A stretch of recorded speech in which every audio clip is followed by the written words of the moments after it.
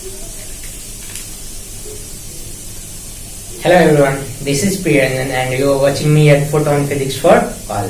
और आप लोग मजे में ही होंगे। लॉकडाउन का समय है तो खाली वक्त है और घर पे रहना है, थोड़ी बहुत पढ़ाई करना तो थोड़ी बहुत है, लेकिन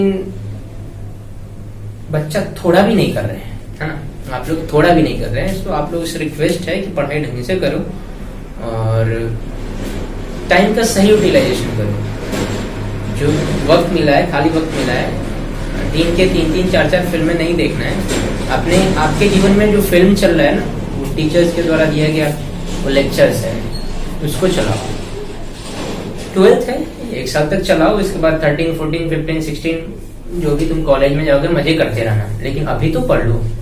और मुश्किल से तुम्हारे पास 6 to 8 मंथ है, सो पढ़ाई ढंग से करो, थोड़ा प्रॉपर वे में करो, क्योंकि अगर ब्रेकेज आ जाएगा तो फिर अच्छे से नहीं हो पाएगा कवर और आप अच्छे से नहीं कर पाओगे। और स्पेशली कुछ भागना वगना नहीं, कुछ ऐसे बच्चे हैं जो ढंग से कर नहीं रहे ना, एक लेक्चर थोड़ा भी दिक्कत हुआ तो नेक्स्ट लेक्चर स्कैप करते हैं, नहीं करना चाहिए। प्रॉब्लम तो दुनिया में प्रॉब्लम है ही, आपको उस प्रॉब्लम से लड़ना है, लड़ोगे तभी सीखोगे, तभी ओवरकम होगे। चलो ठीक है, भाषण ना मारते हुए अपने पैटर्न पे आते हैं। जैसे मैंने कहा है कि हर एक लेक्चर की शुरुआत में एक क्वेश्चन दूंगा और लास्ट में एक पिछले क्वेश्चन का आंसर बताऊंगा। आज का क्वेश्चन ये है, गर्मी का समय, आपको भी गर्मी लग रही होगी। कभी ऐसा हुआ कि घर में एसी नहीं था और गर्मी ज्यादा बढ़ गया और उसी घर में तुम सो रहे हो जिस घर में तुम्हारे फ्रिज है, रेफ्रिजरेटर है। तुमने कहा कि अच्छा थोड़ा ठंडे लेते हैं और तुमने रेफ्रिजरेटर का गेट ओपन किया, तो थोड़ा देर के लिए ठंडी लगा, अच्छा हाँ चल। तुम कहा कि अच्छा ऐसा करते ना, मम्मी पापा को तो पता नहीं, ऐसा करते हैं कि गेट खोल के छोड़ देते हैं, है ना, मजे फिर तुम्हारा रूम चिल्ड हो जाएगा। सो तुमने ये दिमाग लगाया, रेफ्रिजरेटर का गेट खोल के छोड़ दिया और हुआ क्या, तुम्हारा रूम ठंडा होने के बजाय गर्म हो गया। बच्चा सोचता है सर क्या बात है, तो ठंडा होने के बाद गर्म, ठंडा होगा ना भाई साहब। नहीं, मैंने कहा कि नहीं, ठंडा होने के बाद के बजाय आपका गर्म हो जाएगा, और गर्म हो जाएगा तो क्यों। अच्छा मेरा नहीं मानना है तो तुम बताओ, ठंडा हो गया गर्म होगा, ठंडा होगा तो क्यों होगा, गर्म होगा तो क्यों होगा। इसका आंसर नेक्स्ट वीडियो के लास्ट में, और इस वीडियो के लास्ट में पिछले क्वेश्चन का आंसर जरूर मिलेगा। बात बाकी खत्म करते हुए आते अपने टॉपिक पे, जिस टॉपिक का नाम है कैपेसिटर। और कैपेसिटर का ऑलमोस्ट हम लोग 3 लेक्चर देख चुके हैं, जिसमें एक तो कुछ नहीं, इंट्रोडक्टरी कहानी है, हिस्ट्री है। दूसरा लेक्चर बेसिक था, और तीसरा लेक्चर भी डेरिवेशन है, और चौथा भी डेरिवेशन होगा। और मैं बता दूं 4-5 लेक्चर धीरे चलता है, उसके बाद प्रॉब्लम प्रैक्टिस आता है। और पूरे कैपेसिटर को हम लोग पढ़ेंगे कैसे, वो आज पैटर्न बता देता हूँ, बहुत इंपॉर्टेंट है कैपेसिटर।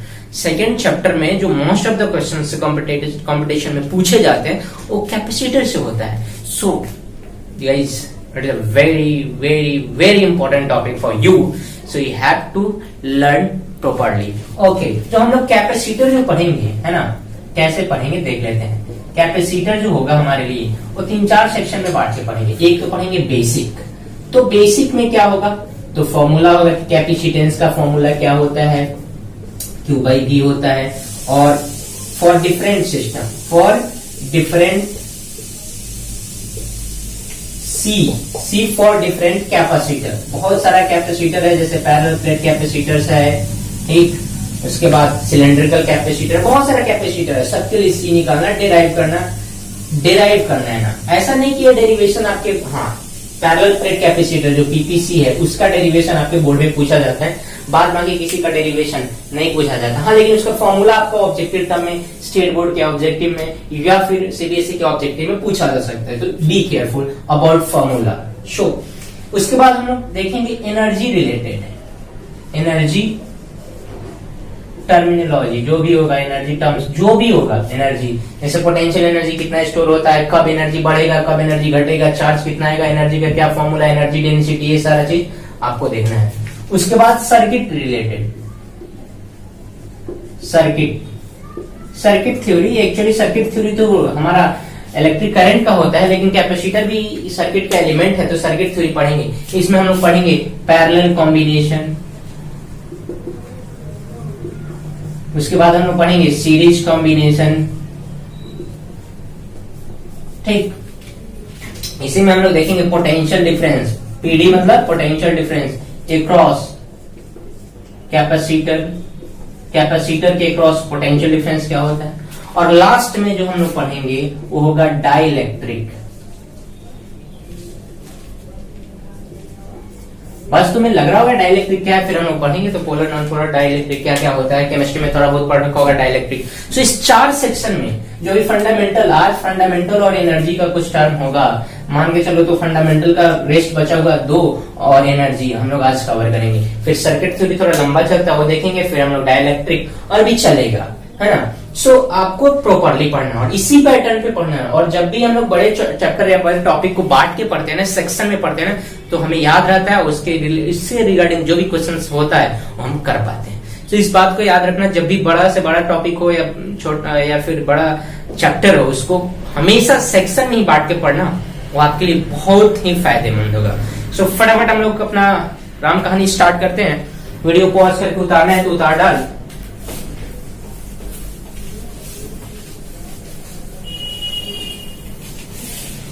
मैंने क्या कहा, जो तुमने सुना, तुमने क्या सुना, जो मैंने कहा। ओके, सो हम लोग 2 चीजों का कैपेसिटेंस निकाल चुके हैं, 2 और है कैपेसिटेंस निकालना, और वो है spherical capacitor, spherical capacitor.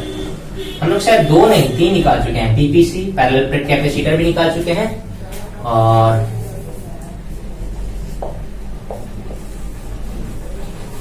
Cylindrical भी निकाल चुके हैं, और आइसोलेटेड भी निकाल चुके हैं। स्फेरिकल कैपेसिटर में जब बात होगी तो स्फेरिकल कैपेसिटर 2 तरह से हो सकता है। पहला ये कॉम्बिनेशन, जिसमें अंदर वाले को अर्थ किया जाए, और दूसरा इसमें बाहर वाले को अर्थ किया जाए। और कभी कभी तीसरा आपसे पूछ लिया जाता है, जब दो स्फेरिकल शेप का हो लेकिन लार्ज डिस्टेंस पर हो, मान लो स्मॉल r डिस्टेंस पर है और इसका रेडियस r1 और इसका रेडियस r2 है। स्मॉल r मतलब इतना डिस्टेंस पर है कि एक दूसरे से इंटरेक्ट नहीं हो। तो ये दोनों तो हमारे सिलेबस में ये नहीं है, तो भी हम लोग पढ़ेंगे, इसको भी डील करेंगे, टेंशन वाली बात नहीं। लेकिन फटाफट पहले इन दोनों को देख लेते हैं। स्फेरिकल कैपेसिटर 2 तरह से हो सकता है, स्फेयर, कंसेंट्रिक स्फेयर तो होगा ही, एक होगा जब बाहर वाले कंसेंट्रिक स्फेयर को अर्थ करेंगे, मतलब बाहर वाले स्फेयर को, और दूसरा अंदर वाले स्फेयर को। फटाफट देखते हैं दोनों का फॉर्मूला क्या निकलता है। और आपको सिर्फ और सिर्फ फॉर्मूला से मतलब है, डेरिवेशन अच्छे से समझ में आना चाहिए। बाद बाकी कोई टेंशन वाली बात नहीं है कि डेरिवेशन करना ही है आपको, ठीक। चलो ठीक है, हम लोग कहेंगे सर कैपेसिटेंस का तो यही फॉर्मूला था, Q बाई V, और इसे के थ्रू हम लोग निकालते हैं। हमने कहा ठीक है। मैंने कहा कि जब भी कैपेसिटेंस निकालते हैं हम लोग एक कंडक्टर को चार्ज देते हैं। सवाल था चार्ज किसको दिया जाए, अंदर वाले को चार्ज दिया जाए या बाहर वाले को चार्ज दिया जाए, अंदर वाला या बाहर वाला। तुमने कहा कि सर बाहर वाला को दो, मैंने कहा कि बाहर वाले को दोगे मूर्ख, नहीं आप तो इंटेलिजेंट हो ना, तो पूरा का पूरा चार्ज अर्थ में चला जाएगा तो फिर अंदर इंड्यूस तो होगा नहीं, तो चार्ज देना चाहिए। याद रखना, चार्ज हमेशा वैसे कंडक्टर को देंगे जो अर्थ नहीं है, और वो है स्मॉल रेडियस ए वाला, और इस पर मान लेते हैं चार्ज हम लोग देते हैं कैपिटल Q। तो जैसे ही उसके अंदर कैपिटल Q चार्ज देंगे तो इस पे कुछ ना कुछ चार्ज इंड्यूस होगा। मान लेते हैं चार्ज इंड्यूस होता है Q1, तो अगर अंदर Q1 तो बाहर माइनस Q1। अगर इधर माइनस लगा लो, इधर माइनस कर लो, तो उधर प्लस कर लो, कोई बड़ी बात नहीं है, क्योंकि हमारा आंसर तो वहीं आने जाने को है जो हमने सोचा है, ठीक है। तुमने कहा कि सर ऐसा क्यों कर रहे हो आप, कि Q1। मैंने कहा कि अगर यहाँ पे चार्ज देते हो तो एक कंडक्टर है, इंड्यूस तो होगा ही होगा। इनर सरफेस पे क्या इंड्यूस होगा आइडिया नहीं है, तो हम लोग मान लेते हैं। अगर नहीं होगा तो 0 आ जाएगा, होगा तो कुछ ना कुछ आएगा, दैट्स ऑल। तो हमने माना है कि चलो इधर पॉजिटिव माना है तो मान लेते हैं इधर माइनस Q1, और चूंकि प्लस Q तो माइनस Q हम लोग इसलिए नहीं कर सकते, अर्थ है, कोई आइडिया नहीं, हो सकता है आंसर आ जाए, लेकिन हम लोग प्रूफ करेंगे तब, वो निकालेंगे तब। तो इधर माइनस Q1 तो इधर प्लस Q1। अब हमारे पास यही आइडिया है। Now due to earthing, earthing के कारण, किसके कारण, अर्थिंग के कारण, V at outer sphere should be 0। तो हम लोग V एट आउटर स्फीयर देखते हैं। बाहर वाले स्फीयर पर V नेट देखेंगे, V एट आउटर, तो हम लोग लिखेंगे V due to small radius वाला plus V due to large radius वाला, V due to small, K capital Q by radius क्या भाई साहब, इसका रेडियस A है, लेकिन इस सेंटर से डिस्टेंस कितना है B, तो होगा KQ बाई B। और इसके सरफेस पे कितना चार्ज दिया गया है, बाहर वाले सरफेस पे अगर चार्ज जो भी होगा वो कहां चला जाएगा, बोलो भाई साहब, कहां चला जाएगा, धरती में। तो बाहर वाला Q1 चार्ज इंड्यूस कराने की जरूरत है क्या, नहीं। सो चलो ठीक है, हम लोग लिखेंगे फिर माइनस के Q1 बाई बी, क्योंकि इसके सरफेस पे ही है B। अब इसको क्या करना है, हमें जीरो करना है। सो डायरेक्ट कर ले K Q1 by B is equal to K Q1 by B. So Q1 का वैल्यू आया Q। सो अंदर वाले सरफेस पे कितना चार्ज होगा, माइनस Q। आगे अरे आया कि नहीं, ठीक है। आगे इससे क्या फायदा है, तो आप तो निकाल रहे हो सर कैपेसिटेंस, ये राम कहानी क्यों कर रहे हो। तो हमने बोला कि प्रोसेस है कि जब तक आपको सेकंड इस पे पता नहीं रहेगा चार्ज क्या है, आप पोटेंशियल डिफरेंस नहीं लिख सकते हो, क्योंकि यूनिफॉर्म नहीं है, नॉन यूनिफॉर्म है। इसलिए हम लोग इस प्रोसेस से बाहर वाला भी अंदर वाला भी देखेंगे, तो इसी प्रोसेस से हम लोग जो चार्ज इंड्यूस होगा अर्थ वाले सरफेस पे, अर्थिंग वाले सरफेस पे, उसको पहले निकालेंगे। और हमने क्या माना है, Q1, और Q1 कितना है, Q बाहर वाले सरफेस का चार्ज कहां चला जाएगा, अर्थ में। ओके, अब हम लोग देखेंगे कि सब पोटेंशियल आउटर जो भी है उसका पोटेंशियल तो जीरो है, नेट जीरो है ना, मैंने कहा ठीक है। सो V इनर वाला निकाल लो सर, और उसके बाद डिफरेंस आ जाएगा, चार्ज तो पता ही है, डिफरेंस आ जाएगा तो उसका रेशियो कैपेसिटेंस बता देगा। मैंने कहा ठीक है। अगर V इनर लिखते हैं इनर वाले सरफेस पे, तो क्या लिखेंगे, K कैपिटल Q बाई, इसके कारण बोल बच्चा, इसके कारण इसके सरफेस पे इसका रेडियस A है, इसका रेडियस क्या है A, तो KQ बाई R प्लस, अब इसके सरफेस पे अंदर वाले का, क्योंकि स्फीयर के अंदर सरफेस वाला ही होता है, तो क्या लिखेंगे K, और चार्ज हमारा माइनस Q है कि प्लस Q है, माइनस Q बाई R की जगह B। सो अगर KQ कॉमन ले लिया जाए तो क्या होगा, 1 by A minus 1 by B, और हम लोग देखेंगे K को लिखेंगे 1/4 पाई एप्सिलॉन नॉट Q और B minus A upon A B है। ये तुम्हारा क्या आया, पोटेंशियल इनर का कि आउटर का, इनर का, बहुत आसान है। तो कैपेसिटेंस क्या लिखते हैं हम लोग, charge upon potential difference PD, मतलब वोल्टेज V, और चार्ज तो Q है, पोटेंशियल डिफरेंस। चूंकि एक का पोटेंशियल जीरो है तो 10 माइनस जीरो करोगे 10 ही आएगा, 20 माइनस जीरो करोगे तो इनर वाले माइनस आउटर वाले को करोगे तो इतना ही आएगा। कितना आएगा भाई साहब, Q।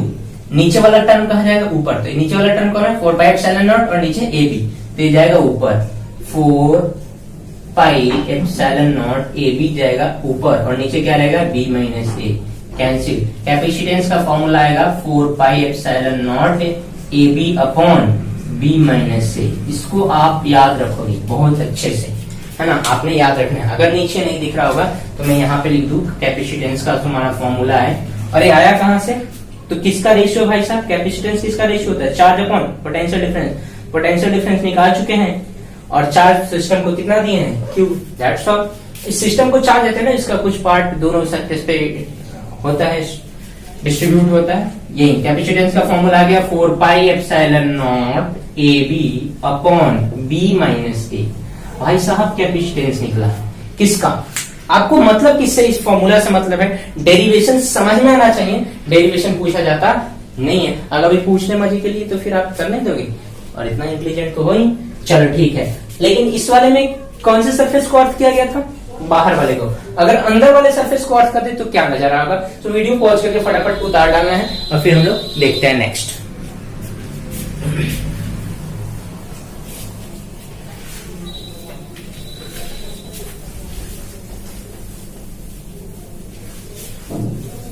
मैंने बोला कि अगर तुम बाहर वाले को अर्थ करके तो एक बार देख चुके हो, अब अंदर वाले को अर्थ करके देख लो। इसको अर्थ करके देखना है अंदर वाले को। सो अंदर वाले को अर्थ करके देखने पर क्या होगा, देखते हैं। क्या नजर अलग करने से नजारे बदल जाएंगे, देखते हैं। अंदर अर्थ बाहर कुछ नहीं। ओके तो ठीक है, हम लोग देखते हैं कैपेसिटेंस का सिंपल फॉर्मूला। तुमने कहा सर क्यू बाई बी, ये तो होता है यूनिवर्सल। तो इसी के लिए सिस्टम के लिए निकालना कि मैंने कहा कि सर पहले से जो आप मान रखो ए और ए बी, उसका रेडियस ए भी रखो, बात बनेगा अच्छे से। ओके तुमने कहा कि सर अर्थ वाले सिस्टम को हमने चार्ज देते नहीं है, चार्ज उसको देते हैं जो अर्थ नहीं क्या रहता है, हमने चार्ज दिया इसको क्यू। ओके तुमने कहा कि सर चार्ज डिस्ट्रीब्यूट होगा, मैंने कहा ऑब्वियस बात है चार्ज डिस्ट्रीब्यूट होगा। तो हम लोग मान लेते हैं कि इस पे चार्ज आ गया हमारा Q1, इस पे चार्ज कितना आ गया Q1, ठीक है। जब Q1 चार्ज आ गया इस पे, तो अब हम लोग देख लेते हैं कि Q1 का वैल्यू कितना है, मैग्नीट्यूड। और इससे निकालने के लिए आप क्या करते हो, V एट अर्थ स्फीयर, जो भी स्फीयर अर्थ किया गया है उसका पोटेंशियल क्या लेते हैं, 0। तो इस पे हम लोग पोटेंशियल लिखेंगे। तो इस पे पोटेंशियल लिखेंगे तो लिखेंगे V due to inner plus V due to outer equal to V earth, और ये क्या होना चाहिए 0। मैंने कहा ठीक है, अब V इनर लिखना से स्टार्ट करते हैं। K Q1 बाई रेडियस कितना है A प्लस बाहर वाले के सरफेस के कारण अंदर ही है, तो अंदर बाहर वाले स्फीयर, उस स्फीयर का सरफेस और अंदर का हर एक पार्ट इक्वी पोटेंशियल होता है, मतलब स्फीयर के सरफेस का पोटेंशियल ही इसके पोटेंशियल के बराबर होगा।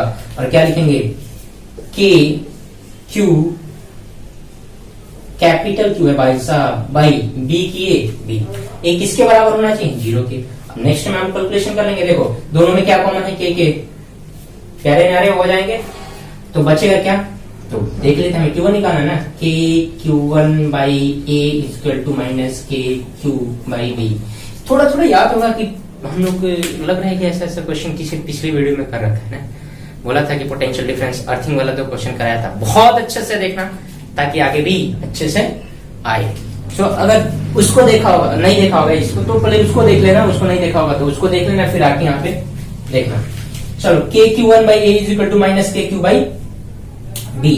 के से के वाले न्यारे हो गए, तो Q1 का वैल्यू क्या निकला हमारे लिए, Q1 का वैल्यू मैं इधर लिख दूं, Q1 का वैल्यू हमारे लिए क्या निकला, बोल बोल बोल बच्चा, Q1 is equal to A by B minus sign लगा के Q आया क्या। सो Q1 आ गया, मतलब अंदर वाले सरफेस पे चार्ज इतना होगा, बाहर वाले सरफेस पे इतना होगा, और ये इंस्टेंटेनियस इंड्यूस होगा, क्योंकि बाद में तो तुम्हारा इसका कहाँ हो जाना है, अर्थ में चला ही जाना है। इसका पोटेंशियल अर्थ किया गया है 0, इसका पोटेंशियल निकाल लो और वही हमारा पोटेंशियल डिफरेंस होगा।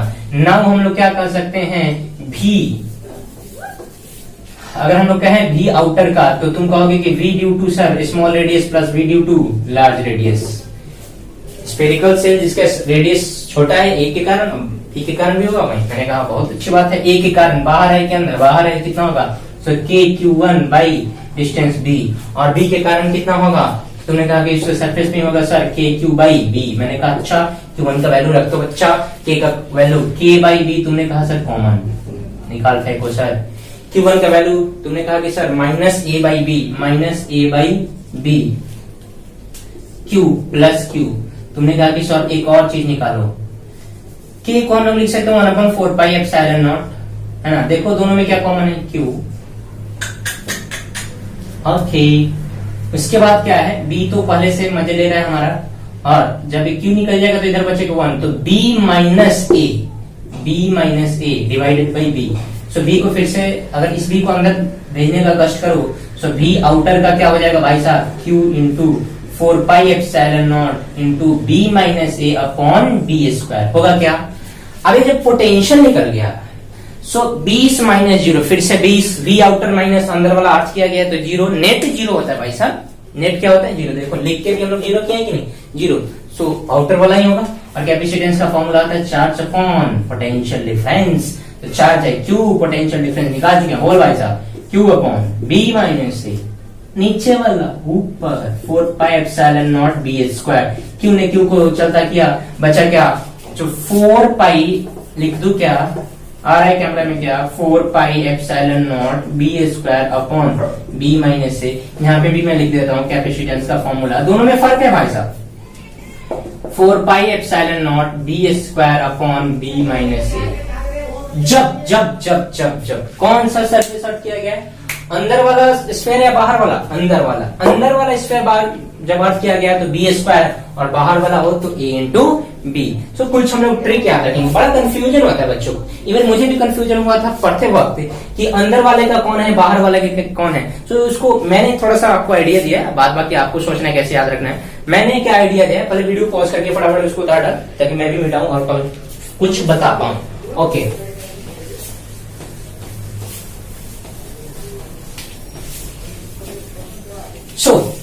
मैंने बोला कि अंदर बाहर अंदर क्या ट्रिक डेवलप करोगे, अंदर बाहर अंदर वाला अरे बाहर वाला, रेडियस ए रेडियस बी, इसका रेडियस ए इसका रेडियस बी। फटाफट देखते हैं दोनों का फॉर्मूला। अंदर वाले के कारण फॉर्मूला क्या होता है, 4 pi epsilon naught B square upon B minus A, और इसका फॉर्मूला होता है 4 pi epsilon naught A into B upon B minus A. ठीक ना, दोनों में क्या है, याद कैसे रखोगे, याद आपको ऐसे रखना है कि अगर आप घर के अंदर चले गए, कहां चले गए, घर के अंदर, सो बाहर जो दिखेगा वही सब दिखेगा। सो अगर घर के अंदर मतलब अर्थिंग कहां चला गया, अंदर वाले को अर्थ किया, तो बाहर वाले का रेडियस क्या है, बी, तो उसका रेडियस ही दिखेगा बी का स्क्वायर हो जाएगा, उसका रेडियस ही दिखेगा बी का स्क्वायर हो जाएगा।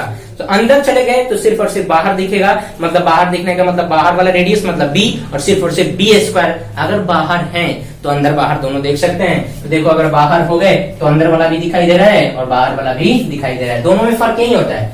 अगर बाहर वाले अर्थ कर रहे हो तो कैसे याद रखना है फॉर्मूला, स्टेट बोर्ड में बहुत बार पूछा गया है, आपके सीबीएसई में भी पूछ लेता है, सो पूछेगा क्योंकि इस साल से ऑब्जेक्टिव शुरू है, इस बात का ध्यान रखेंगे। 4 pi epsilon naught A B upon B, बाहर जाओगे सो दोनों दिखेगा, बाहर जाओगे तो अंदर क्या है बाहर क्या दोनों दिखेगा, लेकिन अगर घर के अंदर घुस गए मतलब अर्थिंग कहाँ घुस गया, अंदर, और अर्थिंग यहाँ पर कहाँ है, बाहर। तो अगर घर के अंदर घुस गए तो सिर्फ और सिर्फ बाहर वाला दिखाई देगा, बाहर वाला कौन है भाई साहब, रेडियस के क्या है बाहर वाले का बी, सो बी स्क्वायर दिखाई देगा। दोनों में यही कॉमन चीज है, और याद रखने के मेरा छोटा सा किया हुआ प्रयास है, इस प्रयास को आप सफल करें या विफल करें वो आप पे डिपेंड करता है, पता तो मुझे है ही। चलो ठीक है, हम लोग नेक्स्ट आप देखेंगे एनर्जी, क्या देखेंगे, एनर्जी। सो हम लोग पहला बेसिक सेक्शन कंप्लीट करें। अच्छा, जिनको थोड़ा सा चुल होता है कि नहीं मुझे तो सर थोड़ा ढंग का क्वेश्चन कराओ ना सर, मतलब खतरनाक सा जो समझ में नहीं है, कुछ बच्चों ने कमेंट किया था कि सर जी एडवांस है और बहुत इजीली समझ में आ गया, तो मैंने उसको रिप्लाई करा कि एडवांस का मतलब ये नहीं होता है कि समझ में ना आए, हाँ, लेकिन अभी भी मिसकंसेप्शन यही है कि एडवांस, बच्चा डर गया, अच्छा एडवांस का मतलब कुछ समझ में ही ना आए। चलिए क्वेश्चन देता हूँ आपके लिए, अटेम्प्ट करो, आंसर कमेंट बॉक्स में डालो, नहीं बनेगा तो कहोगे तो किसी दिन एक वीडियो बनाएंगे उस प्रॉब्लम प्रैक्टिस पे। चलो, कहता है कि पैरेलल प्लेट है, इसके बीच का डिस्टेंस डी है, मैंने तिरछा बनाया, याद रखना। एक क्वेश्चन उनके लिए है जिनको फिजिक्स की कीड़ा बहुत पहले काट चुका है ना, और इसका कुछ इस तरह से डायमेंशन में पैरेलल प्लेट है, क्या है, पैरेलल प्लेट है। इसका मान लेते हैं हाइट बी है और ये वाला सेक्शन ए है, और हाइट बी ए, इधर भी हाइट, हाँ, ये वाला जो डिस्टेंस डी है, ये वाला डिस्टेंस हमारा हो गया है 2d, बाद बाकी ये भी ए है और ये भी बी है। आपको निकालना कैपेसिटेंस, अगर ये सीधा रहता, स्ट्रेट रहता, ये थीटा उठे से झुका नहीं रहता बाहर की तरफ, अगर क्या रहता है स्ट्रेट, तो इधर डी तो इधर भी डी, और तब हम लोग जानते हैं एप्सिलॉन नॉट बाय डी बहुत इजीली निकालते हैं capacitance for parallel plate capacitor. एक क्वेश्चन है उन जनों के लिए जिनको फिजिक्स का कीड़ा काटा है या फिर उनको चुल मची है कि नहीं मुझे तो कुछ एक्स्ट्रा करना है, धमाल करना है, तो उनके लिए है क्वेश्चन, और जरूर बनाए, और चुल मचाने वाले लोगों के लिए ये है, बाद बाकी कुछ नहीं। चलो ठीक है, अपने आते हैं एनर्जी पे। एक क्वेश्चन है, ये आंसर नहीं है भाई साहब, आंसर तो आपको देना है, ये पैरेलल प्लेट के लिए था। ओके, मैं बातें करूं कि एनर्जी रिगार्डिंग, हमने अब बेसिक कंप्लीट किया है, जैसे हमने 4 सेक्शन में बांटा था, आपको कैपेसिटर को शुरुआत की वीडियो की शुरुआत में बताया था कि हाँ पहला बेसिक, उसके बाद एनर्जी देखेंगे, और बोला था ये दोनों आज कवर करेंगे। फिर हमने बोला था कि सर्किट थ्योरी वो इंपॉर्टेंट है, पैरेलल पोटेंशियल डिफरेंस सीरीज ये सारा, और फिर डाइलेक्ट्रिक्स पे भी इंपॉर्टेंट है, उसमें क्वेश्चन पूछा जाता है। और हम लोग पीएचडी करेंगे किस पर, पहले एनर्जी पढ़ लेते हैं, फिर हम लोग पीएचडी कर लेंगे पैरेलल प्लेट कैपेसिटर पे। So let's start the energy. Okay, so energy की मैं बात करूं, किसकी बात करूं? एनर्जी। एनर्जी तो बहुत ज्यादा है, गर्मी का दिन है तो एनर्जी होगा ही, थर्मल एनर्जी है, हीट एनर्जी है, आपको भी मिल रहा है, हमको भी मिल रहा है। अब कुछ जने बर्थडे है ऐसी में तो उन्हें नहीं मिल रहा होगा, उनकी तो बात ही न्यारी है। मैंने बोला कि एनर्जी स्टोरिंग कैपेसिटर, हम लोग बात करेंगे एनर्जी स्टोर इन कैपेसिटर। कुछ जने के दिमाग में ये सवाल आया, क्वेश्चन आया, राइज हुआ, ये कौन सा energy sir? Kinetic energy, potential energy, thermal energy, solar energy, जितना एनर्जी सब फॉर्म बताओ कौन सा एनर्जी। मैंने कहा बावला हो, शुरुआत से ही कैपेसिटर हम पढ़े electrical energy. What energy? Electrical. और इलेक्ट्रिक एनर्जी फॉर्म होगा, किस फॉर्म में होगा? वो चार्ज, फील्ड के फॉर्म में होगा। चार्ज होगा तो फील्ड, फील्ड होगा तो एनर्जी।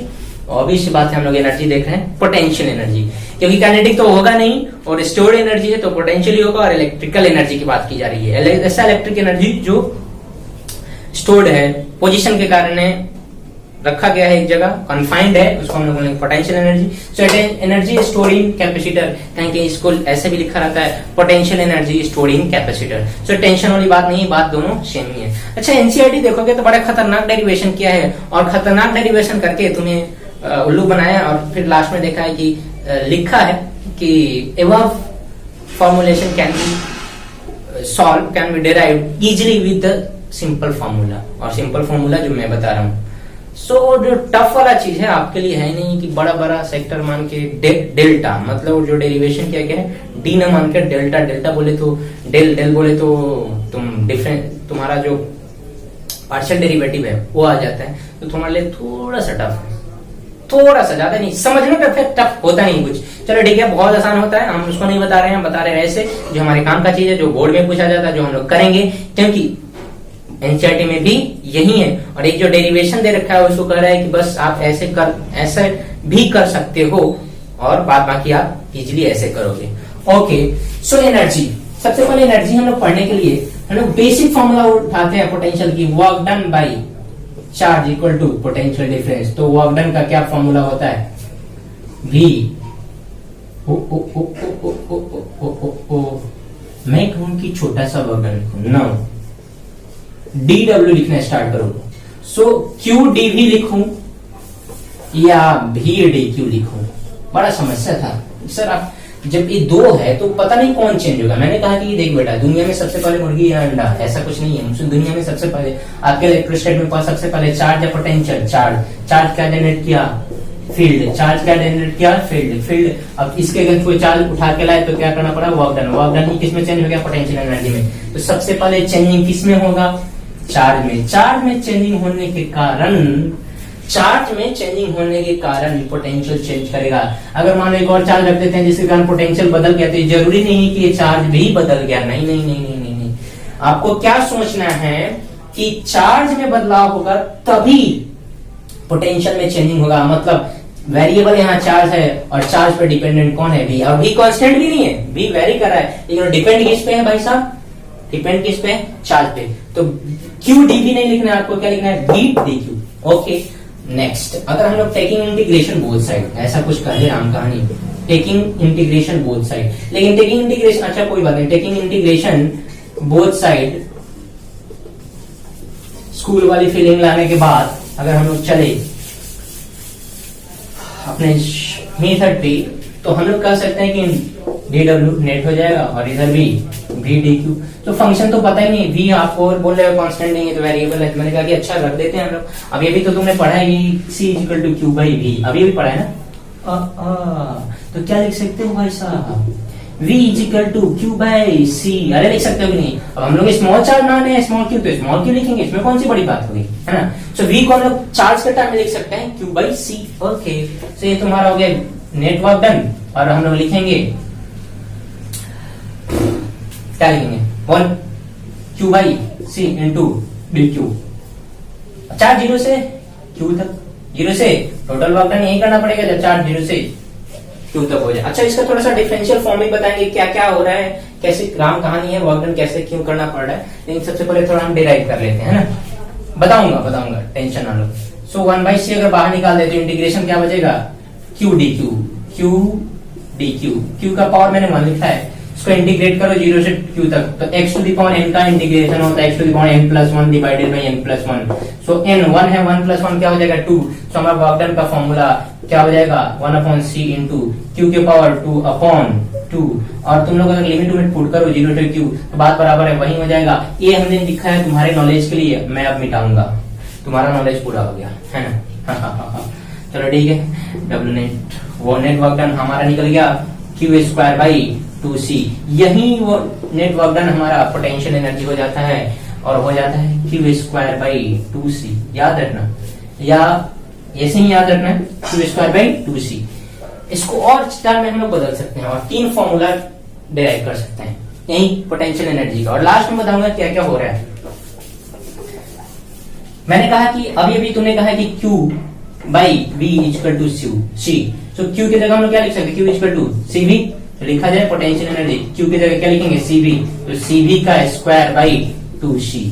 सो बोल c²v²/2c, c ने c को चलता किया, u का क्या फॉर्मूला 1/2c_v²। इसको हाफ वाले इसलिए लिख दिया है, इसको q²/2c इसलिए लिख दिया है क्योंकि ये फॉर्मूला आपको किसी चीज का याद दिलाता है, और है काइनेटिक एनर्जी 1/2mv²। ठीक उसी तरह 1/2cv², क्या याद रखना है 1/2cv²। वो काइनेटिक एनर्जी था, यहाँ पोटेंशियल एनर्जी और इलेक्ट्रोस्टैटिक पोटेंशियल एनर्जी किसके कारण भाई साहब, तो कैपेसिटर के कारण। किसी भी कैपेसिटर में इसका कैपेसिटेंस C है और इसका पोटेंशियल डिफरेंस, उसके क्रॉस पोटेंशियल डिफरेंस V है, उसमें कुछ ना कुछ एनर्जी स्टोर होगा, और वो स्टोर एनर्जी क्या होगा 1/2cv²। क्या होगा भाई साहब 1/2cv²। अच्छा, तो दूसरा फॉर्मूला हमने कहा कि सर एक और आपने इसी फॉर्मूला में Q को बदला है, तो इसी फॉर्मूला में C को भी बदल दो। इस फॉर्मूला में किसको बदल दो C के जगह क्या लिखेंगे q/v। मैंने कहा अति सुंदर विचार है आपका, तो वीडियो पॉज करके इधर उतार लो, तो मैं इसको मिटाना चाहूंगा। सो पोटेंशियल एनर्जी का बेसिक फॉर्मूला है q²/2c, और इसी में हम लोग पुट करेंगे q के c के बदले q² हो गया 2, c के बदले हम लोग क्या पुट करेंगे भाई साहब c के बदले। अच्छा, ये फॉर्मूला यूनिवर्सल है, कोई पैरेलल प्लेट नहीं, कोई स्फेरिकल नहीं, कोई किसी नहीं, ऐसा नहीं कि पर्टिकुलर है, सबके लिए याद होगा ये फॉर्मूला, सब कैपेसिटर के लिए आया था। पैरेलल प्लेट, स्फेरिकल, सिलेंड्रिकल, अंदर बाहर या वाहिद सब कुछ। तो बराबर हम लोग क्या करेंगे, और सी का वैल्यू रखेंगे, वहां से देखते हो q/v, v जाएगा ऊपर, एक q ने q को चलता किया, पोटेंशियल एनर्जी का तीसरा फॉर्मूला qv/half qv। ये 3 फॉर्मूला आपको याद रखना है, बोर्ड में तीनों के बदले कोई एक देगा जो बड़ा पॉपुलर है, ये वाला फॉर्मूला। ऐसा नहीं अब जब आपको सिर्फ चार्ज और पोटेंशियल देगा तो ये वाला फॉर्मूला, जब आपको सिर्फ चार्ज एंड कैपेसिटेंस देगा तो ये वाला फॉर्मूला, जब आपको कैपेसिटेंस और वोल्टेज हो तो ये वाला फॉर्मूला। कौन फॉर्मूला कहाँ यूज करना है वो डिपेंड करता है कि आपके थिंकिंग एबिलिटी पे, कि क्वेश्चन में कौन कौन आपके देखने वाला एबिलिटी पे, क्वेश्चन में क्या क्या गिवन है और कैसे हम लोग मैनिपुलेट कर सकते हैं। ये तो थ्योरी और मैनिपुलेट करना सिखाएंगे, बेसिक से क्वेश्चंस कराएंगे, टेंशन वाली बात नहीं होनी चाहिए। ओके, सो वीडियो वॉच करके, अब मैंने बोला था ना लास्ट में मैं बताऊंगा कि एनर्जी आया कहां से, और नेक्स्ट लेक्चर में हम लोग करेंगे पीएचडी, और वो किस पर, पैरेलल प्लेट कैपेसिटर पे। सो हम लोग थोड़ा देख लेते हैं इसका बेसिक क्या है कि ये VDQ क्या क्या कर रही होगा। सर आप तो थोड़ा सा फीलिंग नहीं है VDQ कैसे, कहा, क्यों, वाई। मैंने कहा देख, अच्छा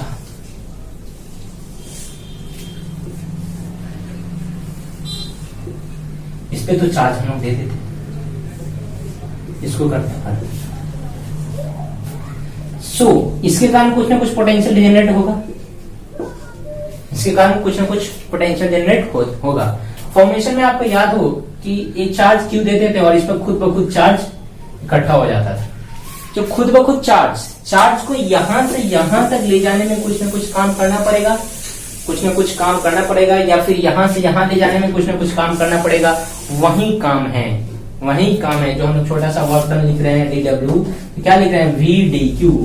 किसी एक का कारण किया गया पोटेंशियल V, और ये छोटा छोटा चार्ज उठा के कलेक्ट किया जा रहा है इस पर, उसमें कलेक्ट करने में कितना एनर्जी लगेगा, कितना वर्क डन करना पड़ेगा। यही वर्क डन तुम्हारा किसके फॉर्म में रिस्टोर हो जाएगा, किसके फॉर्म में रिस्टोर होगा भाई साहब, तो ये स्टोर होगा इसमें पोटेंशियल एनर्जी के टर्म में। मैं बात करूं ये कैपेसिटर, जैसे ये कैपेसिटर ये न्यूट्रल है। अभी इस कैपेसिटर की बात करूं तो ये भी है क्या, तो ये कैपेसिटर न्यूट्रल है ना, ये कुछ नहीं है। जैसे हम इसको कनेक्ट करते हैं तो ये चार्ज हो जाता है। क्या हो जाता है, चार्ज। तो इसमें एनर्जी आ गया और वो है कितना, हाफ CB²। कितना, तो एनर्जी कैसे आता है, जैसे हम सर्किट से कनेक्ट करते हैं, इसमें सर्किट मान लो सर्किट से हम कनेक्ट किए तो यहां से इलेक्ट्रिसिटी एंटर करेगा और इसको चार्ज करेगा। सो इलेक्ट्रिसिटी एंटर करता है मतलब एक टर्मिनल से, इससे एक टर्मिनल से दूसरे टर्मिनल तक चार्ज का क्या होता है, इंडक्शन होता है, इंड्यूशन होता है, इंड्यूस कराता है इस पे। तो मतलब चार्ज को यहां से यहां तक ले जाने, ऐसा हाइपोथेटिकल सोचते हैं, चार्ज को यहां से यहां तक ले जाने में, तो चार्ज को ले जाने में वर्क डन करना पड़ेगा कि नहीं। यही वर्क डन जो सिस्टम एक्सटर्नल करता है वही तुम्हारा क्या स्टोर हो जाता है, एनर्जी के रूप में। इतना राम कहानी का सिंपल सा फंडा है कि आपको याद रखना है 3 फॉर्मूला, और 3 फॉर्मूला एक साथ लिख दू क्या, तो लिख दू ले। ये समझा होता क्या है एक्चुअली, दिस अर्थिंग किया गया, चार्ज को यहां से यहां या यहां से यहां ले जाने में जो वर्क डन करना पड़ता है वही वर्क डन एनर्जी के रूप में स्टोर होता है। और वर्क डन कितना होता है, तो लिख लेते हैं। वर्क डन आया पहला कि Q²/2C, Q²/2C, दूसरा हाफ CV², और तीसरा half Q×V।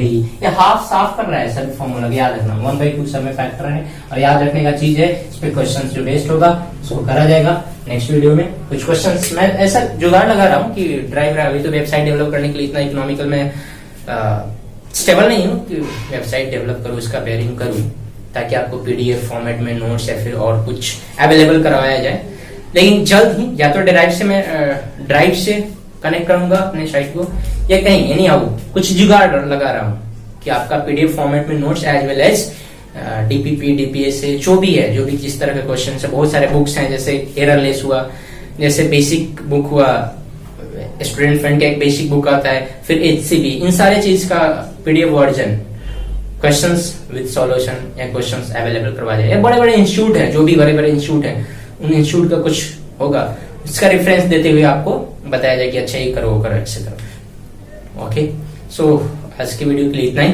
Thanks for watching. और आपको करना एक चीज और है कि पढ़ाई शुरू करो भाई साहब, लेक्चर अटेंड करो, प्रॉपर पढ़ो। बहुत सारे ऐसे बच्चे हैं जो नहीं पढ़ते हैं, तो प्रॉपर पढ़ो, ये तुम्हारे लिए है मैसेज। क्योंकि जिंदगी में बस तुम्हारे पास यही 6 से 8 महीने हैं, इसमें जो कुछ करोगे उसी के ऊपर डिपेंड करेगा आपका फ्यूचर।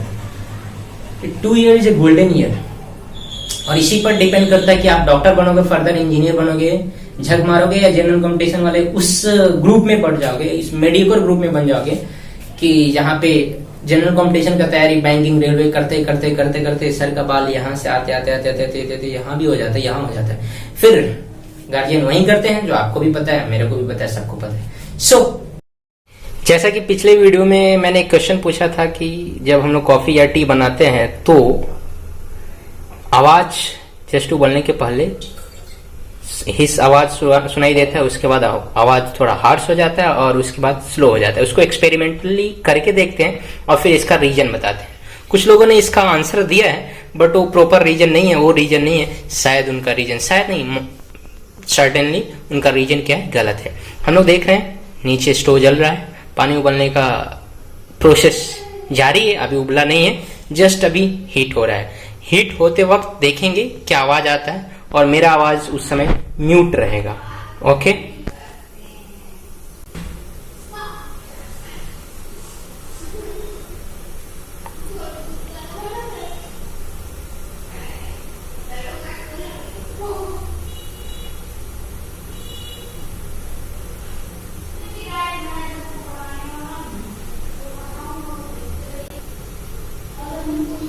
क्लियरली देख रहा है इसके पेंदी में छोटे छोटे एयर बबल्स बनना स्टार्ट हो गए हैं, और जब इनफ अमाउंट में एयर बबल बन जाएगा तब ही साउंड स्टार्ट होगा। सबको पता है और दिखाई भी दे रहा है, धीरे धीरे एयर बबल बन रहा है, कंप्लीटली अभी बना नहीं है उसके पेंदी में, देखते रहो।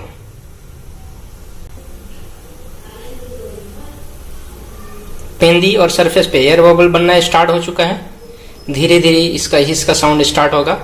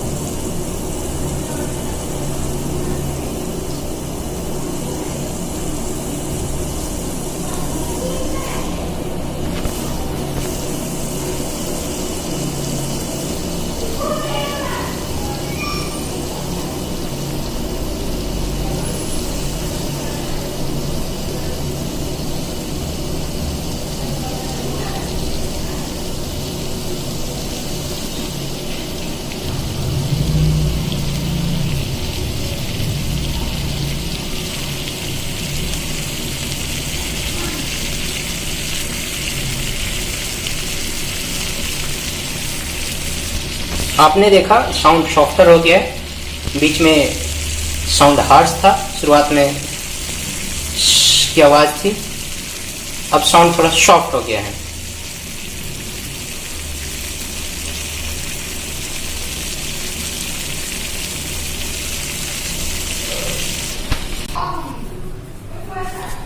सो इसके होने का मेन रीजन ये है कि जो पेंदी में एयर बबल बनता है, तो मॉलिक्यूल एयर बबल बनता है, जब बनना स्टार्ट होता है, एयर बबल का फॉर्मेशन स्टार्ट होता है, तो हिस साउंड प्रोड्यूस होता है।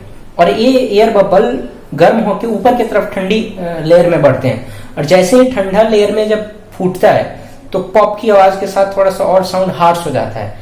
लेकिन वहीं जब इनफ अमाउंट में एनर्जी मिल जाता है कि वो एयर बबल नीचे से आके वाटर सरफेस पे फूटने लगे, वाटर के सरफेस पे फूटने लगे, तो साउंड सॉफ्ट बन जाता है। तो मेन रीजन क्या है? Air bubble. एयर बबल बनने से की साउंड आती है, उसके बाद वो एयर बबल बीच वाले ठंडा पानी में फूट जाता है, इसलिए पॉप और थोड़ा सा साउंड हार्श हो जाता है। और सबसे लास्ट में जब एयर बबल वाटर के सरफेस पे पहुंचने लगता है तो हवा में फूटने लगता है, तो साउंड थोड़ा कम होता है और साउंड क्या हो जाता है? सॉफ्टर। आई थिंक एक्सप्लेनेशन अच्छा लगा। यही एक्सप्लेनेशन है, कुछ बच्चों ने दिया है कमेंट बॉक्स में कैसा ऐसे, सो उनका एक्सप्लेनेशन वो प्रॉपर नहीं है, प्रॉपर है explanation. So thanks for watching. Video को लाइक जरूर करें और शेयर तो करना ही करना है। थैंक्स।